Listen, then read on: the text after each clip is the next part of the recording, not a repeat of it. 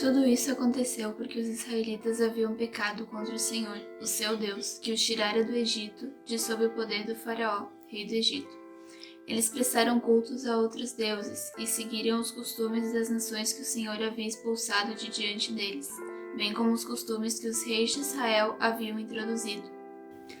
Adoravam o Senhor, mas também prestavam culto aos seus próprios deuses, conforme os costumes das nações de onde haviam sido trazidos.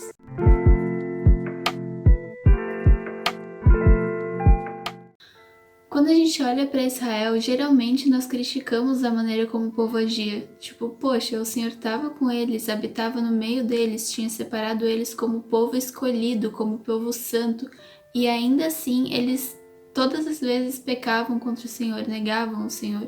Eles ainda assim duvidavam e diversas vezes chegavam até a adorar outros deuses. O povo chegou a rejeitar o Senhor e pediu um rei humano, e ano após ano, governo após governo, eles se afastavam cada vez mais de Deus.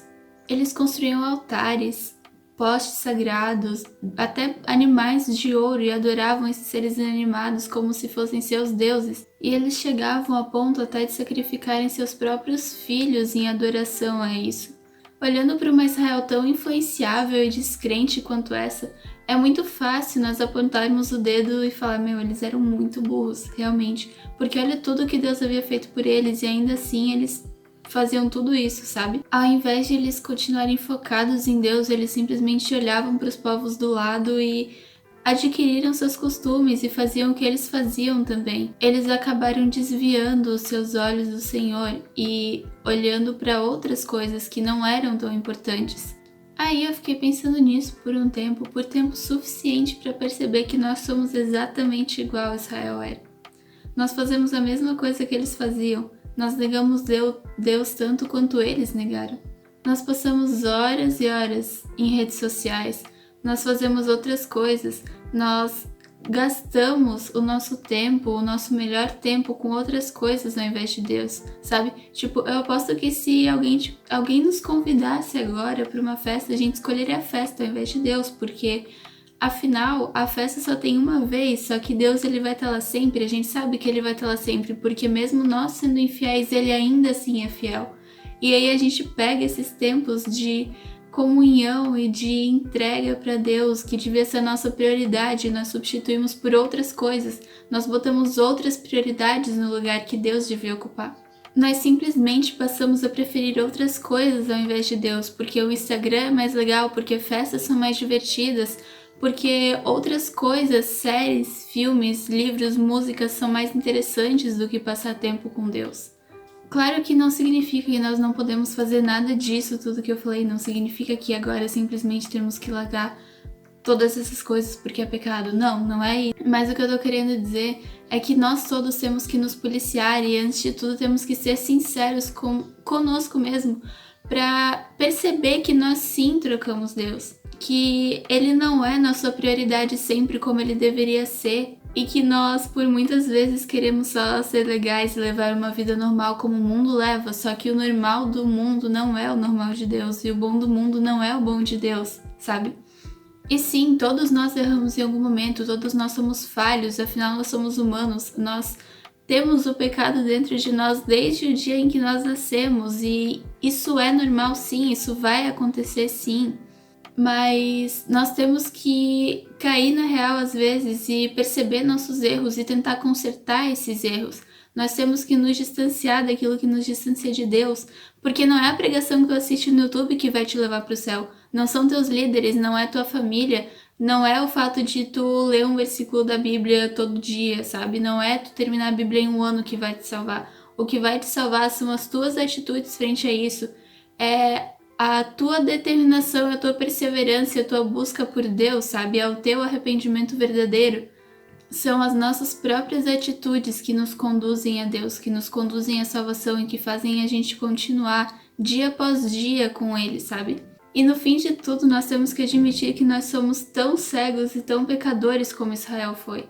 Talvez hoje nossos ídolos não sejam mais postes de madeira, não sejam mais animais que nós adoremos, mas quantos outros ídolos que existem, quantas outras coisas que nós idolatramos, que nós priorizamos.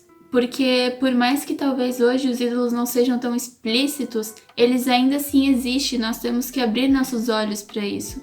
E a gente tem que parar e pensar no que e em quem a gente realmente está adorando, porque segundo a Reis 17:15 vai dizer que de tanto o povo adorar ídolos inúteis, ídolos sem valor, eles mesmos se tornaram inúteis. Por isso, nós temos que enxergar e abrir mão dos nossos próprios ídolos, porque Deus ele não nos chamou para inutilidade, ele não nos chamou para ficar preso a isso, sabe? Ele nos chamou para viver em liberdade, para nos libertar do pecado, para sermos livres e sermos santos para ele. Então, antes de tudo, nós temos que pedir para que ele nos revele aonde estamos errando, quais são os nossos ídolos, sabe? O que a gente está botando na frente de Deus? O que está sendo um empecilho, sabe? E tentar se distanciar disso, se policiar disso. Não é como se agora a gente não pudesse mais abrir uma rede social, não pudesse mais assistir algo no YouTube, sabe? Não pudesse mais ir para uma festa.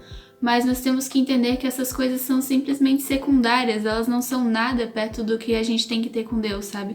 Porque Deus, ele é tudo o que nós somos, tudo o que nós temos, e ele é toda a nossa eternidade, sabe? Ele é tudo isso que nos cerca, ele está dentro de nós, ele botou o Espírito dele dentro de nós por um propósito, e é justamente para isso que a gente tem que viver, a gente tem que viver para ele, e todo o resto não significa que todo o resto seja necessariamente errado, mas todo o resto é resto, sabe?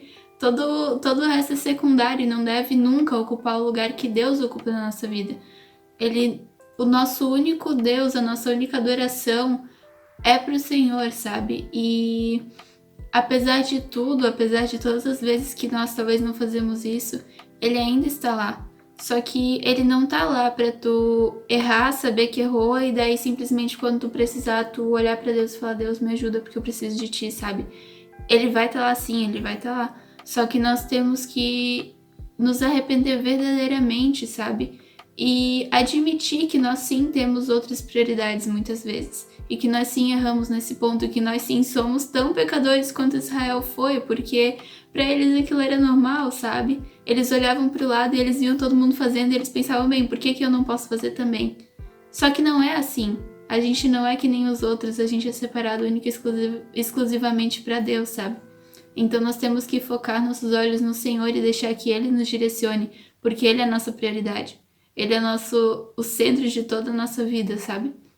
Então, gente, era essa reflexão que eu queria deixar com vocês hoje. E espero que vocês tenham gostado e que nós possamos realmente, que o Senhor possa realmente abrir nossos olhos para as coisas que muitas vezes nós botamos na frente dele, sabe? Porque às vezes nós deixamos essas coisas ocuparem tanto nosso coração e nossa mente que nossos olhos acabam ficando cegos por conta disso. Mas que ele possa abrir os nossos olhos todos os dias para que nós possamos olhar única e exclusivamente para ele. Que Deus abençoe todos vocês e até o próximo vídeo.